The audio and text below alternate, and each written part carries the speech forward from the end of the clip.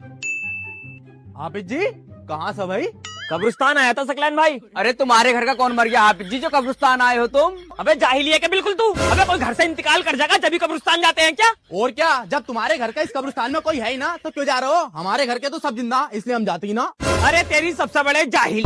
अबे जाहिल कब्रिस्तान जाना चाहिए। पहली बात तो ये हमारे नबी की सुन्नत है, और दूसरी बात कब्रिस्तान जाने से दिल में खौफे खुदा पैदा होता है। दुनिया में चाहे तुम कितने भी गलत सही काम कर लो, लेकिन आखिरकार दफन तुम्हें इसी कब्रिस्तान में होना है। देखो हाफिज जी मुझे तो इसका पता नहीं, मुझे तो अपना पता है, मैं तो इस कब्रिस्तान में दफन होऊंगा नहीं। हाँ तू तो बहुत निराला आदमी है ना, तो तू कहाँ दफन होगा फिर? ये हमारा कब्रिस्तान कोई है, ये तो गैर बिरादरी का, हमारा कब्रिस्तान तो दूसरा।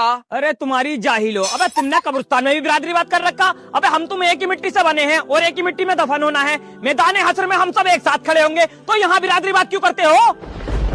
सही कह रहे हो हाफिज जी, हमें कब्रिस्तान जाना चाहिए। चलो फिर 1-2 दिन के बाद कब्रिस्तान मैं भी आना चालू कर दूंगा। चलो माशाल्लाह, अच्छी बात है। बात समझ में आ तो गई तुम्हारे। बात समझ में ना आई हाफिज जी, दादी आईसीयू में पड़ी हैं, हो सकता है 1-2 दिन में इंतकाल कर जा। अरे सबसे बड़े जाहिल। अबे वाकई में तू सबसे बड़ा जाहिल है भाई। अबे तू कुत्ते की दुम तो सीधी हो सकती है, मगर तू जिंदगी में कभी नहीं सुधर सकता, क्योंकि तू है सबसे बड़ा जाहिल। बताओ यार, दादी की दुआ करने के बजाय यूं कह रहा है 1-2 दिन में कभी इंतकाल ही कर जा।